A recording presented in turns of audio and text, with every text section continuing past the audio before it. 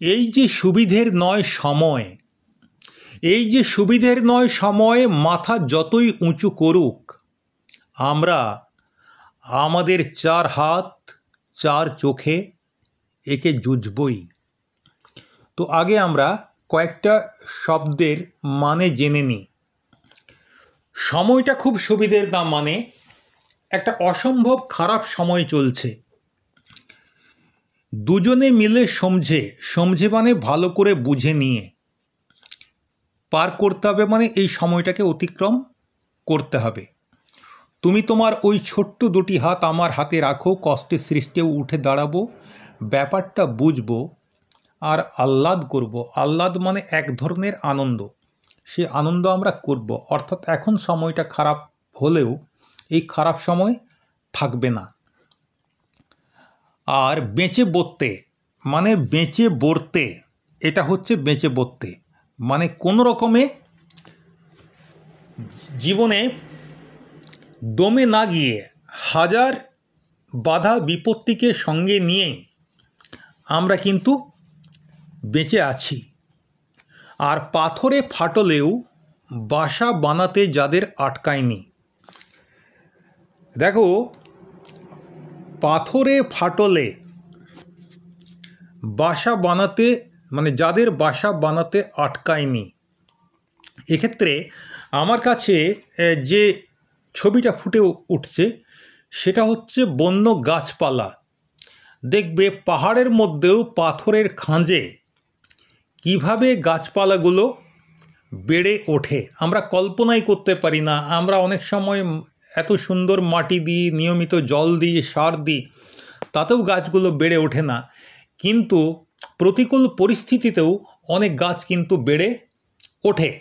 আরেকটা দেখবে, তোমাদের উদাহরণ হিসেবে তোমরা দেখতে পাবে যে বটগাছ এবং অশ্বত্থ গাছ, এরা যখন কোনো দালানে হয়, ভাঙা বাড়ির উপরে হয়, তোমরা কখনো ভেবে দেখেছো এরা নিউট্রিশনটা পায় কোথা থেকে, পুষ্টি কোথা থেকে পায়? মানে সেখানে মাটির কোনো সংস্পর্শই নেই, ইট কাঠ সিমেন্ট, তার মধ্যেও কিন্তু প্রাণ শক্তির প্রতীক হিসেবে তারা বেঁচে থাকে এবং বেড়ে ওঠে। অর্থাৎ পাথরে ফাটল বা পাথরের ফাটল বা পাথর এবং ফাটল, এগুলো হচ্ছে প্রতিকূল পরিস্থিতির প্রতীক। তো সেই প্রতিকূল পরিস্থিতিতেও আমরা কিন্তু বাসা বেঁধেছি। আমাদেরকে হাজার প্রতিকূলতাও আটকাতে পারেনি। এবার আছে রোশো মানে অপেক্ষা করো, আমার জন্য দাঁড়াও। এখানে বানানটা ভুল আছে, দয় আকার চন্দ্রবিন্দু হবে। তো আমার জন্য দাঁড়াও, কাকে ঝুড়ি নাও শাবল নাও। এই কাক কথাটা আমাদের এখানটায় দেখে অপরিচিত মনে হচ্ছে, কিন্তু এই কয়ে চন্দ্রবিন্দু আকার খ যদি করি তখন হচ্ছে কাক। কাক মানে আমাদের গ্রামের ছেলে মেয়েদের কাছে এটা বুঝতে কোনো অসুবিধা হওয়ার কথা নয়। কারণ কি, আমাদের মায়েরা কাঁখে কলসি নিয়ে জল আনতে যায়, ঠিক তো? এই যে কোলের পাশের দিকটা, ঠিক কোমরের হাড়টার ঠিক উপরের যে অংশটা, এই অংশটাকে বলা হয় কাঁখ। তো কাঁখে ঝুড়ি নাও, শাবল নাও, জুতো পরো, কাপড় চোপড় সঙ্গে নিয়ে নাও, যা পারো। তো এখানে যে ছবিটা দেখতে পাচ্ছি, তোমরা একটু কল্পনা করে নাও চিত্রকল্পটা। এক ভদ্রমহিলা, তার কাঁখে ঝুড়ি, সেই ঝুড়িতে শাবল অথবা হাতে শাবল, সঙ্গে কাপড় চোপড় আর জুতো। এটা তোমরা মানিয়ে নিতে পারবে না, কারণ আমাদের যারা খেটে খাওয়া মা বোনেরা আছেন তারা কিন্তু জুতো পরতে অভ্যস্ত নন। কিন্তু এই চিলি, উরুগুয়ে, প্যারাগুয়ে বা আমাদের আমেরিকার যে উপনিবেশগুলো ছিল, মানে আমেরিকা মহাদেশে, উত্তর এবং দক্ষিণ আমেরিকা মহাদেশে এই ব্রিটিশ, ফরাসি, পর্তুগিজ, স্প্যানিশ ইত্যাদি যে উপনিবেশগুলো ছিল, এদের যারা শ্রমিক শ্রেণী, তাদেরকে এই জুতো পরতে হতো। জুতো মানে খুব টেকসই জুতো, যেগুলো দেখবে এখন আমাদের বিভিন্ন কলকারখানায় শ্রমিকেরা কাজ করার সময় যে পা ঢাকা জুতোগুলো পরে, এগুলো হচ্ছে আসলে শ্রমিকদের পোশাক। তাহলে এখান থেকে আমরা যে ছবিটা পাচ্ছি সেটা হচ্ছে শ্রমিক শ্রেণীর একজন মহিলার ছবি। আর এখন আমাদের একে অপরকে লাগবে শুধু কার্নেশন ফুলের জন্য নয়। কার্নেশন ফুল কীরকম? কার্নেশন ফুলটা দেখতে অনেকটা গোলাপ ফুলের মতো দেখতে। আমি তোমাদেরকে কার্নেশন ফুলটা দেখাবো। তো এই ফুলটা কি? ফুল হচ্ছে ভালোবাসার প্রতীক। প্রেমিক প্রেমিকাকে বা প্রেমিকা প্রেমিককে আমরা গোলাপ ফুল দেওয়ার কথা আমরা দেখেছি। তো কার্নেশন ফুলও সেই রকম একে অপরকে তার হৃদয়ের ভালোবাসার যে বার্তা, সেই বার্তাটা জানানোর প্রতীক। একটা রোমান্টিসিজম এর মধ্যে আছে। তো ঘটনাটা হচ্ছে যেটা, যে এখন আমার তোমাকে লাগবে, তোমার আমাকে লাগবে শুধুমাত্র রোমান্টিক ভালোবাসার জন্যে নয়, এমনকি মধু তালাশের জন্যও নয়। তালাশ মানে তল্লাশ, মানে খোঁজ করা। এখানটাতেও আমরা একটু রিলেট করতে পারি। আমাদের সুন্দরবন অঞ্চলে যে মৌলিরা থাকে, তাদের কাজটাই হচ্ছে মধু সংগ্রহ করা। তারা বনের মধ্যে মধু সংগ্রহ করতে যায় এবং মধু সংগ্রহ করতে গিয়ে অনেকেই বাঘের মুখে পড়ে, বাঘের থাবায়, বাঘের আক্রমণে তারা প্রাণ হারায়। কিন্তু এই জীবনযুদ্ধটাই তাদেরকে লড়ে যেতে হয়। প্রত্যেক বছরেই 2-4 জন করে মানুষ প্রাণ হারায়, কিন্তু তবুও তারা তাদের জীবনযাপন করার জন্যে তাদেরকে সুন্দরবনে যেতে হয়। অর্থাৎ এখানে হচ্ছে কার্নেশন ফুলটা যেমন রোমান্টিকতার প্রতীক, সেরকম মধু তল্লাশ এটা হচ্ছে দৈনন্দিন জীবনযাত্রার প্রতীক বা জীবনযাপনের প্রতীক। তো আমাদের এমনি আটপৌরে জীবনযাত্রা চালানোর জন্যেও পরস্পরকে দরকার নেই, আর আমাদের রোমান্টিকতার জন্যেও পরস্পরকে দরকার নেই। তাহলে কিসের জন্য দরকার? দুজনে দুজনকে। আমাদের দুজনের হাতগুলোই লাগবে ধুয়ে মুছে আগুন জ্বালানোর জন্য। এই আগুনটা কিসের আগুন? প্রশ্ন রইল, উত্তরটা তোমরা দেবে, আর নচেত শেষে আমি দেবো। এই যে সুবিধের নয় সময়টা, উত্তরটা এইখানটাতেই আছে। এই যে সুবিধের নয় সময়, যে সময়টা মোটেই সুবিধের নয়, মানে ভালো সময় নয়, একটা অশুভ সময়, একটা অন্ধকারাচ্ছন্ন সময়, এই সময়টা মাথা যতই উঁচু করুক, যতই সে নিজের আধিপত্য বিস্তার করুক, আমরা আমাদের 4 হাত 4 চোখে একে জুঝবই। মানে কবি এবং তার প্রেমিকা, কবির 2 হাত, তার প্রেমিকার 2 হাত, মোট 4টে হাত। কবির 2 হাত, কবির 2 চোখ, প্রেমিকার 2 চোখ, মানে 4টে চোখ।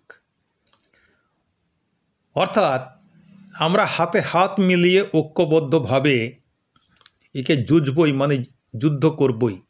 এর বিরুদ্ধে আমরা যুদ্ধ করবই, এবং যুদ্ধ করবই কথাটার মধ্যে, জুঝবই কথাটার মধ্যে, যদিও জুঝবই কথাটার অর্থ যুদ্ধ করবই, এখানে কথাটার মধ্যে শুধু যুদ্ধ করব এই জায়গাতেই থেমে যাওয়া নয়, যুদ্ধ করে এর উপরে আমরা বিজয় লাভ করবই। তো এইটা হলো কয়েকটা শব্দের একটু বিস্তারিত ব্যাখ্যা। এবার আমরা কবিতাটার বিষয়বস্তুটা বুঝব। প্রথম যেটা হচ্ছে, সময়টা খুব সুবিধের নয়। এই সময়টা কোন সময়? 2টো জিনিস হতে পারে। 1 নম্বর হচ্ছে, দেখো স্পেনের গৃহযুদ্ধ 1936 থেকে 1939 সাল, এই সময়টা হয়েছিল স্পেনের গৃহযুদ্ধ। এবং কবি যে রাজনৈতিক দর্শনে বিশ্বাস করতেন, কবি ভেবেছিলেন যে সেই রাজনৈতিক দর্শনে যারা বিশ্বাসী, কবি যাদেরকে সমর্থন করেন, তারা স্পেনের ক্ষমতা লাভ করবে। তো ঠিক তার আগের যে সময়টা, যখন গৃহযুদ্ধটা চলছে 1936 থেকে 1939, গৃহযুদ্ধ মানে হচ্ছে একটা নিজের দেশের মধ্যেই পুরো দেশটাই মোটামুটিভাবে 2 ভাগে ভাগ হয়ে গেছে। দেশের মানুষেরা একে অপরের সঙ্গে লড়াই করছে, এইটাই হচ্ছে গৃহযুদ্ধ। তাহলে এটা একটা জিনিস হতে পারে। অশুভ সময়, সময়টা সুবিধের নয়। কেন? কারণ এই সময় স্পেনে গৃহযুদ্ধ চলছে এবং যারা অত্যাচারী শক্তি, এখন তাদের হাতে ক্ষমতা, সেই কারণে সময়টা খুব একটা সুবিধের না। দ্বিতীয়, যে ইউরোপিয়ান সাম্রাজ্যবাদ, 1936 থেকে 1939 আমাদের দেশের সঙ্গে এটা একটু কি বলবো সম্পর্কটা যুক্ত করে দেখো। আমরা 1947-এ স্বাধীন হচ্ছি, তার ঠিক আগে সুভাষচন্দ্র বসু, নেতাজি সুভাষচন্দ্র বসু তিনি জাপান থেকে আজাদ হিন্দ ফৌজ নিয়ে এগিয়ে আসছেন। তারও ঠিক আগে রাসবিহারী বসু জাপানে গিয়ে সেখানে ক্যাপ্টেন মোহন সিংকে সামনে রেখে তিনি আজাদ হিন্দ বাহিনী তৈরি করছেন। 1942-এ ভারত ছাড়ো আন্দোলন হচ্ছে। কেন হচ্ছে এত সব কিছু? কারণ হচ্ছে ভারতবর্ষ মুক্তি চায়, পরাধীনতার হাত থেকে মুক্তি চায়। আর এই যে ব্রিটিশ সাম্রাজ্যবাদ, তারাও ভারতবর্ষকে দমিয়ে রাখতে চায়। তো এইটা শুধু ভারতবর্ষের ক্ষেত্রে নয়, এটা এশিয়া এবং আফ্রিকার প্রচুর দেশে এবং এমনকি ল্যাটিন আমেরিকারও প্রচুর দেশে তখন সাম্রাজ্যবাদের বিরুদ্ধে একটা লড়াই মানুষ করছে। আর সাম্রাজ্যবাদী শক্তি তার সর্বশক্তি নিয়োগ করছে তাদেরকে প্রতিহত করার জন্যে, তাদেরকে দমিয়ে রাখার জন্যে। অতএব এই দিক থেকেও এই সময়টা সুবিধের নয়। তাহলে আমি তোমাদেরকে দুটো সম্ভাবনার কথা বললাম। এক হচ্ছে সাম্রাজ্যবাদী শক্তির দমন এবং পীড়ন, আর দ্বিতীয় হচ্ছে স্পেনের গৃহযুদ্ধ। তো কবি বলছেন যে আমি লড়াই করতে যাচ্ছি, তুমি আমার জন্য অপেক্ষা করবে। এই লড়াই আমি একা যদি করি, আমি একা জিততে পারবো না। এই আমিটা মানে সারা পৃথিবীর মানুষ, আমরা একা একা যদি লড়াই করি, এই একা একা আমরা জিততে পারবো না। আমার দরকার তোমাকে। আমরা দুজনে মিলে মানে হচ্ছে আমরা ঐক্যবদ্ধ হয়ে যখন সময় খারাপ যায়, যখন সামনে সময় যখন থমকে দাঁড়ায়, নিরাশার পাখি দুহাত বাড়ায়, তখন ঐক্যবদ্ধ হতে হয়, একজোট থাকতে হয় এবং পরিকল্পনা মাফিক এই যে খুব সমঝে পার করতে হবে এই সময়টায় হঠকারিতা করা যাবে না। কারণ যারা অশুভ শক্তি, যারা সময়টাকে অশুভ করে দিয়েছে, তাদের হাতে অনেক শক্তি, আর আমাদের হাতে শক্তি কম, কিন্তু আমাদের জনবল অনেক বেশি। তো আমরা যদি ঠিক মতো পরিকল্পনা করে এদের সঙ্গে লড়াই করতে পারি, তাহলে এদেরকে পরাজিত করতে পারবো এবং সুবিধের সময় আমরা নিয়ে আসতে পারবো, অর্থাৎ নূতন ভোর আমরা নিয়ে আসতে পারবো। সেই জন্যেই কবি চাইছেন তার প্রেমিকার সমর্থন। কীরকম সমর্থন? একেবারে আন্তরিক সমর্থন, প্রাণ ঢালা সমর্থন। তাই বলছেন, তুমি তোমার ওই ছোট্ট দুটি হাত আমার হাতে রাখো। এই যে হাতে হাত রাখা, এটা ভালোবাসার প্রতীক তো বটেই, তার সঙ্গে সঙ্গে সহমর্মিতার প্রতীক এবং ঐক্যবদ্ধভাবে লড়াইয়ের প্রতীক। দেখো, আজ পর্যন্ত পৃথিবীতে কোনো ভালো জিনিস মহিলাদের অংশগ্রহণ ছাড়া সম্ভব হয়নি। কাজেই যদি আমরা মহিলাদেরকে ঘরের মধ্যেই আটকে রাখি, রান্নাঘরের মধ্যে, তাদেরকে যদি আমাদের এই এগিয়ে যাওয়া লড়াইতে সামিল না করি, তাহলে সেই লড়াই কিন্তু সফল হতে পারবে না। তাই কবি চাইছেন যে তার যে প্রেমিকা, সেই প্রেমিকা কবির হাতে হাত রাখুক, দুজনের হাত শক্ত মুঠিতে ধরুক। এমনি তো ভালোবাসা প্রকাশ করার জন্য দুজনের হাত আমরা ধরি, কিন্তু এখানে শুধু ভালোবাসা নয়, শুধু রোমান্স নেই, এর মধ্যে আছে বিপ্লবের আগুন। তাই এই হাত ধরা হচ্ছে ভালোবাসা, সহমর্মিতা এবং ঐক্যবদ্ধ লড়াইয়ের প্রতীক। আর সেটা যদি হয়, তাহলে কষ্টের সৃষ্টেও উঠে দাঁড়াবো। যতই আমাদের উপর দমন পীড়ন নেমে আসুক না কেন, সেই কষ্টকে সহ্য করেও আমরা কিন্তু মাথা উঁচু করে দাঁড়াবো, মানুষের সম্মান নিয়ে আমরা দাঁড়াবো। ব্যাপারটা বুঝবো, তখন পরিস্থিতিটা তো আমাদের অনুকূলে নূতন সময়কে আমরা বুঝব, তখন আমাদের মনের মধ্যে আহ্লাদ হবে। তো এইখানে কবি আমাদেরকে ডাক দিয়েছেন ঐক্যবদ্ধ লড়াইয়ের জন্যে, এবং সেটা তার প্রেমিকাকে সামনে রেখে। আমরা আবার সেরকম এক জুড়ি যারা স্থানে অস্থানে বেঁচে বসতে এসেছে, পাথরে ফাটলেও যাদের বাসা বানাতে আটকায়নি। এটা আগে যে চর্চাটা করলাম সেইটাই শুধু মনে করো, যে জীবনে বহু প্রতিকূল পরিস্থিতি, বহু ঝড় ঝাপটা পার করে আমরা কিন্তু এখনও বেঁচে আছি। অনেক রকমভাবে আমাদের উপর অন্যায় হয়েছে, অত্যাচার হয়েছে, শোষণ হয়েছে, নিপীড়ন হয়েছে, তবু বেঁচে আছি তুমি আর আমি। কোনো রকম ঝড় ঝাপটা, বিপদ আপদ আমাদেরকে কিন্তু আমাদের জায়গা থেকে টলাতে পারেনি, আমাদেরকে নোয়াতে পারেনি।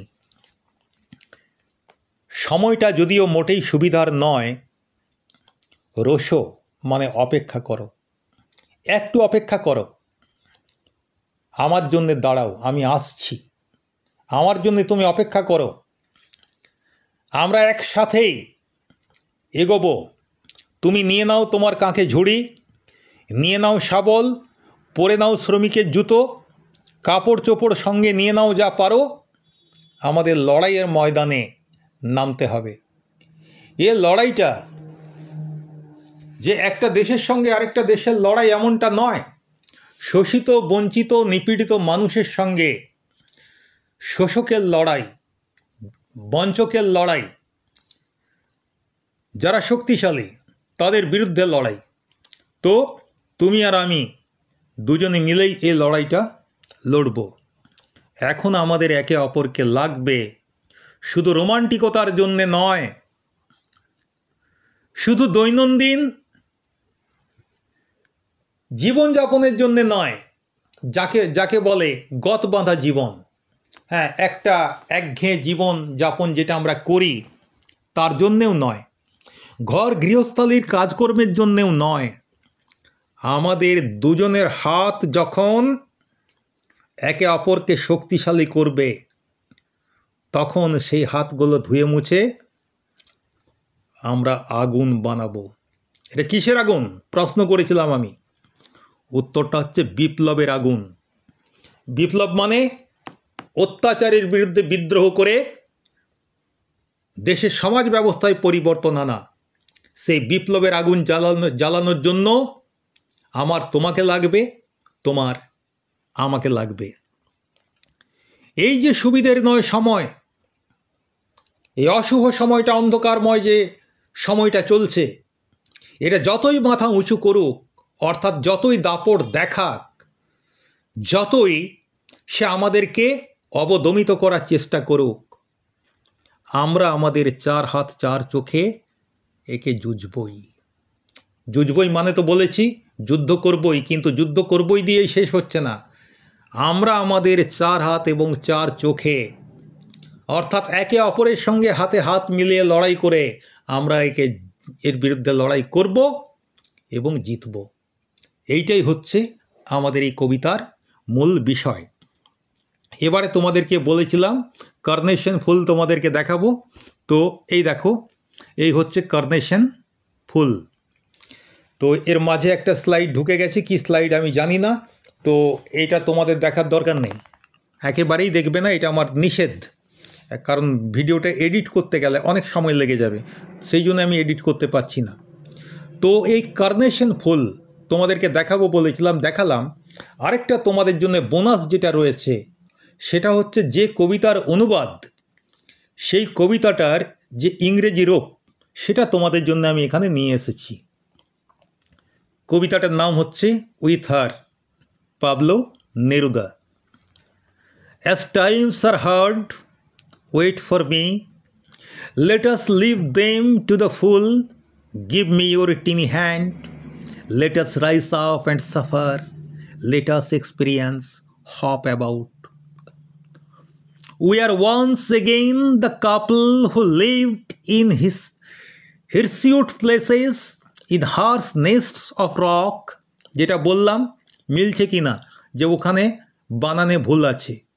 We are once again the couple who lived in hirsute places, in harsh nests of rock, as life begins to drag. Wait for me with a basket, with your shovel, with your shoes and your clothes. Now we need one another, not only for the carnations, not only to fetch honey. We need our hands to wash and make the fire, and just let the hard times dare to challenge the infinity of 4 hands and 4 eyes.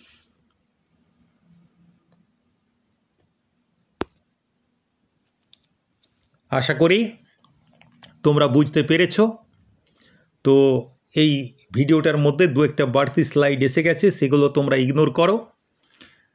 এটা যদি মন দিয়ে শোনো ভিডিওটা, আমি নিশ্চিত এই কবিতা থেকে যে কোনো প্রশ্নই আসুক না কেন তোমাদের আটকাবে না। ঠিক আছে, আজ এই পর্যন্তই।